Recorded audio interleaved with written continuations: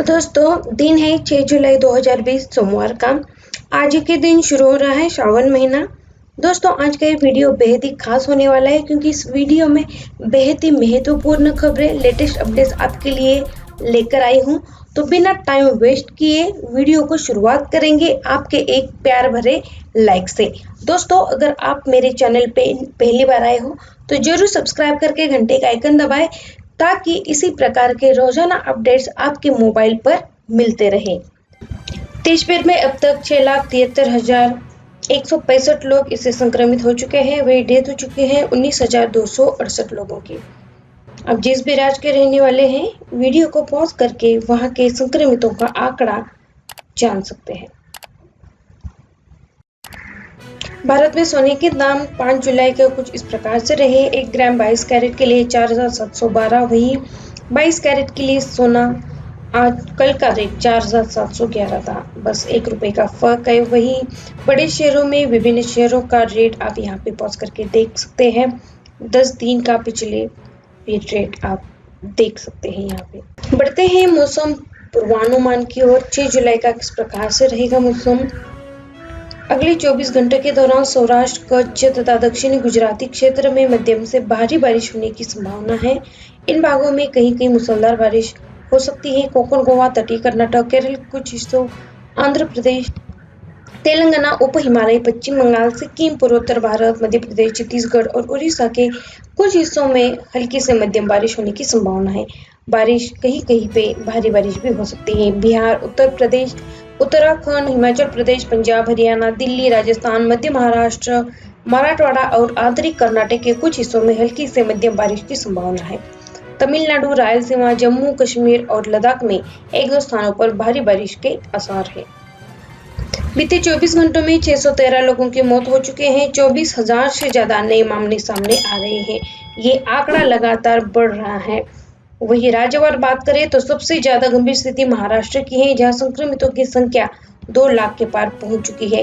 वही दिल्ली में भी यह संख्या 1 लाख के करीब तेजी से पहुंच रही है। दिल्ली में संक्रमितों की संख्या 97,000 की संख्या को क्रॉस कर चुकी है। इस राज्य की सरकार खरीदेगी गाय का गोबर, मिलेंगे इतने पैसे। छत्तीसगढ़ सरकार हरेली उत्सव के मौके पर 20 जुलाई को शुरू होने जा रही है गोधन न्याय योजना के तहत पशुपालकों से 1.5 रुपए प्रति किलोग्राम की दर से गाय का गोबर खरीदने की योजना बना रही है। मुख्यमंत्री भूपेश बघेल ने 25 जून को इस योजना की घोषणा की थी। उन्होंने कहा था इसे हरेली उत्सव के मौके पर शुरू किया जाएगा, जिसे कृषि गतिविधियों की शुरुआत के तौर पर मनाया जाता है। केरल में लोगों को 1 साल तक पालन करना होगा। कोरोना वायरस से बचाव को लेकर दिशा निर्देश जारी। ऐसा करने वाला केरल पहला राज्य बन गया है। केरल सरकार ने रविवार को कहा कोरोना वायरस महामारी के लिए सुरक्षा नियम अगले 1 साल तक लागू रहेंगे। पब्लिक और सोशल डिस्टेंसिंग में मास्क या फेस कवर पहनना उन नियमों से एक है। कार्यस्थलों पर मास्क पहनने पड़ेंगे। हर जगह 6 फुट की सोशल डिस्टेंसिंग लागू होगी। इसके अलावा शादियों में केवल 50 लोग और अंतिम संस्कार में सिर्फ 20 लोग शामिल होने की अगले 1 साल तक इजाजत होगी।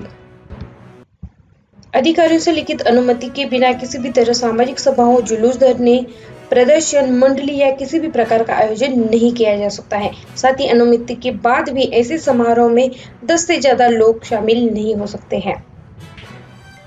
24 किलोमीटर साइकिल चलाकर स्कूल जाने वाली रोशनी की मेहनत रंग लाई। 10वीं में प्राप्त किए 98.75% अंक। रोशनी के पिता किसान हैं। उन्होंने कहा कि उन्हें अपनी बेटी पर गर्व है। वह अपनी बेटी के स्कूल के जाने के लिए वाहन का इंतजाम करेंगे। और रोशनी मध्य प्रदेश के चंबल के भीड़ के गांव अंजनोल में रहती है। मोदी सरकार ने भारत में बने ऐप्स के लिए लॉन्च किया है इनोवेशन चैलेंज। 20 लाख रुपए जीतने का मौका है। पंतप्रधान नरेंद्र मोदी ने शनिवार को डिजिटल इंडिया आत्मनिर्भर इनोवेशन चैलेंज को लॉन्च किया गया है। पीएम मोदी ने ट्वीट करके कहा कि अगर आपके पास कोई वर्किंग प्रोडक्ट है या अगर आपको लगता है कि आपके पास ऐसे प्रोडक्ट्स तैयार करने के लिए विजन है तो आपके लिए चैलेंज है। उन्होंने ऐसे सभी लोगों को इसमें सहभाग लेने का आग्रह किया। आप 18 जुलाई तक अप्लाई कर सकते हैं। यह इनोवेशन चैलेंज innovate.mygov.in यहाँ पर उपलब्ध होगा। इसमें सबमिट करने की आखिरी तारीख 18 जुलाई है। आवेदन करने वाले व्यक्ति को ऑनलाइन अप्लाई करना होगा। इसके लिए उन्हें MyGov पोर्टल जो कि mygov.in इस पर लॉगिन और रजिस्टर करके अपने प्रस्ताव को सबमिट करना है। एक बार प्रस्ताव सबमिट हो जाने पर किसी भी बदलाव की मंजूरी नहीं मिलेगी। गलत जानकारी देने पर सीधे प्रस्ताव को रिजेक्ट कर दिया जाएगा। इसमें इस चैलेंज के तहत सिलेक्शन की प्रक्रिया में 2 पड़ाव होने वाले हैं। आत्मनिर्भर इनोवेशन चैलेंज के मुख्य 8 कैटेगरी रहने वाली है। इसमें से पहला इनाम 20 लाख, दूसरा 15 लाख और तीसरा 10 लाख का होने वाला है। इन कैटेगरी के अलावा जूरी हर कैटेगरी में सब कैटेगरी भी बना रहे हैं और इसमें इनामी राशि मिल सकती है आपको 5 लाख, दूसरा 3 लाख और तीसरा इनाम 2 लाख को मिलेगा। आयुष्मान भारत योजना में ऐसे चेक कर ले अपना रजिस्ट्रेशन। यहाँ पर मिलता है 5 लाख का फ्री हेल्थ कवर। इस योजना के तहत प्रति परिवार को सालाना 5 लाख रुपए तक का फ्री इलाज मिलता है। इस स्कीम के तहत लाभार्थियों को ई कार्ड दिया जाता है। इसका इस्तेमाल करके कैशलेस सेवाएं प्राप्त की जा सकती है। इसके लिए देश भर में सरकारी और प्राइवेट अस्पताल पंजीकृत किए गए हैं। सरकार आयुष्मान भारत योजना के तहत चिकित्सा सुविधाओं का दायरा बढ़ा रही है। अगर आपको चेक करना है कि आप आयुष्मान भारत की योजना में रजिस्टर है या नहीं, तो इस प्रकार से आप पता लगा सकते हैं।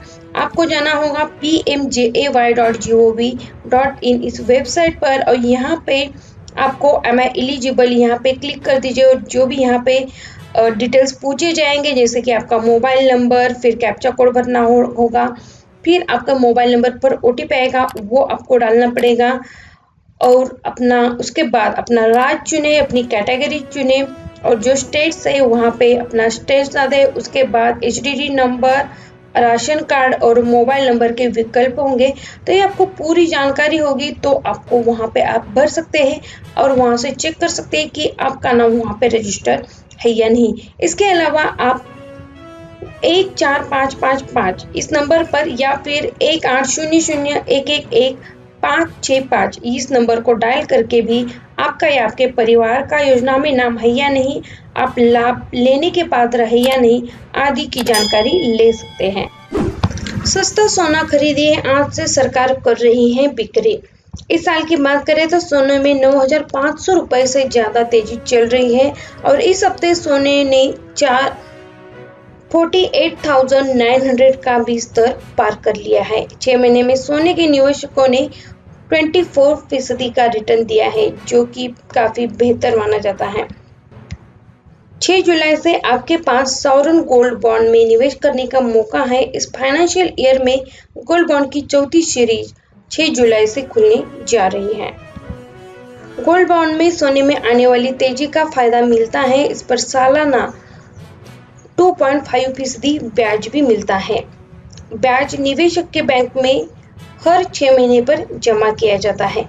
इसकी खासियत होती है कि भारत सरकार द्वारा समर्पित होने से डिफॉल्ट का खतरा नहीं रहता। फिजिकल गोल्ड की बजाय मैनेज करना आसान और सेफ रहता है। एग्जिट के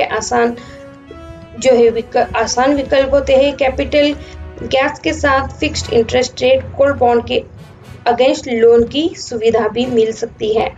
1 ग्राम भी सोना आप यहाँ से ले सकते हैं और ज्यादा से ज्यादा इसकी सीमा 20 किलो तक है।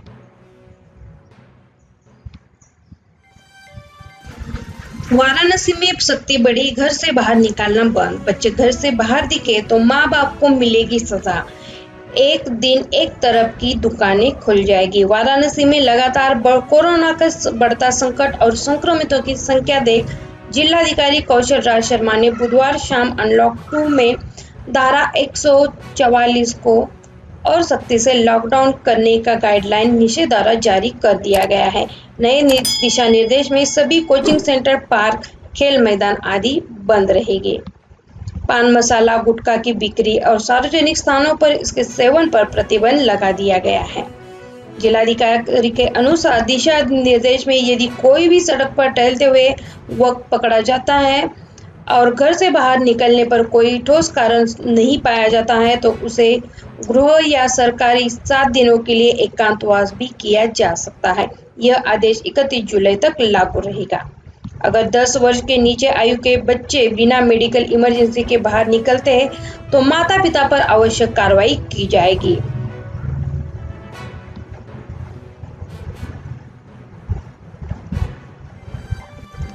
पर्यटकों के लिए गोवा खुल गया है, पर वहां की सरकार ने कुछ शर्तें भी रखी है।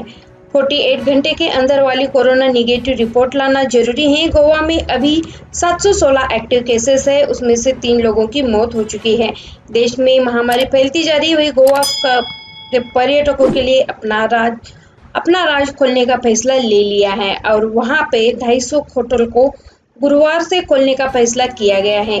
पर वहां पे कुछ उन्होंने शर्त रखी है। शर्त ये है कि कोरोना निगेटिव रिपोर्ट को साथ लेकर आना होगा और वो 48 घंटे के अंदर वाली रिपोर्ट होना जरूरी है। अगर ये ऐसा नहीं कर सकते हैं तो गोवा में अनिवार्य रूप से कोरोना की टेस्टिंग करानी होगी। जियो रिचार्ज करने पर मिलेगा 4 गुना फायदा, 249 रुपीज या इसके ज्यादा का अगर आप रिचार्ज करते हैं तो उसके ज्यादा बेनिफिट्स आपको मिलने जा रहे हैं। रिलायंस के जो भी एक्टिव सब्सक्राइबर है और जियो प्लान मेंबरशिप प्लान में शामिल है, यह ऑफर उन लोगों के लिए है। ऑफर में 249 रुपए, 349, 399, 444, 555, 599, 399, 1299, 2121, 2399 और 4999 रुपए का रिचार्ज करवाने पर ऑफर मौजूद है। ओपन पार्टनर कूपन योग्य सब्सक्राइबर के माई जियो ऐप में क्रेडिट कर दिया जाएगा। यह रिचार्ज करवाने के 72 भीतर के हो जाएगा। अगर सब्सक्राइबर को AGIO ट्रेंड्स फुटवेयर के एक से ज्यादा कूपन मिलने हैं तो ऐसा एक कूपन हर महीने दिया जाएगा। प्रत्येक कूपन क्रेडिट होने के 30 दिनों के अंदर एक्सपायर हो जाएगा। यह कूपन को ग्राहक अपनी माई जियो ऐप में मौजूद माई कूपन्स में एक्सेस कर सकते हैं।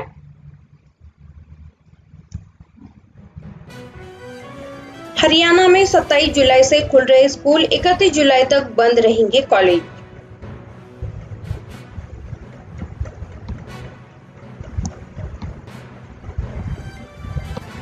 घर बैठे आप अपना PF ऑनलाइन ट्रांसफर करवा सकते हैं। इसके लिए आपको EPFO के यूनिफाइड मेंबर पोर्टल पर जाना होगा।